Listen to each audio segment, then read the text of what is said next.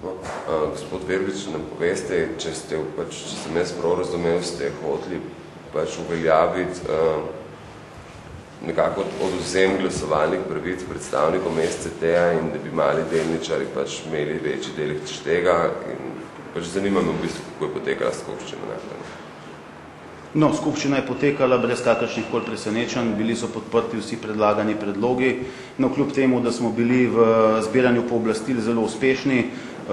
na skupščini smo imeli 8,5% vsega prisotnega kapitala, kar je strani odziva malih delničarjev dober rezultat. Dejstvo pa je seveda, da družba Glotis d.o.o. obvladuje dobrih 60% kapitala družbe in pa lastne delnice SCT-ja dosegajo skoraj kontrolni 25% delež, tako da v tem smislu seveda smo glede na tisto, kar je bilo javno tudi objavljeno s tem v zvezi, zastavili vprašanje Uradu za varstvo konkurence v zvezi s postopkom, ki ga vodi in tem, o čemer se je precej pisalo, torej odvzemu glasovalnih pravic. V tem primeru bi mali delničarji v Delfiju, ki je 100% lastnik SCT-ja, imeli odločujočo vlogo na tej skupščini, hkrati pa se je na tej skupščini odločalo tudi o nadzornem svetu in v tem smislu seveda bi bila moč in vpliv malih delničarjev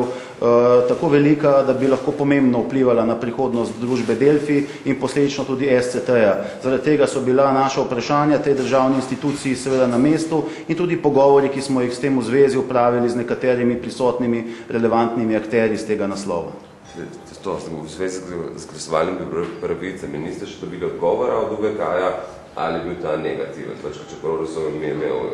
Glotis vse svoje glasove?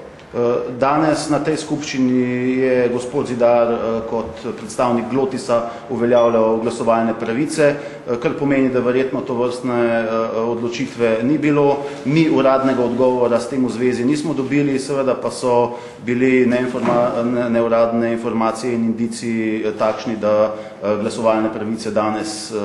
tudi Glotis ima.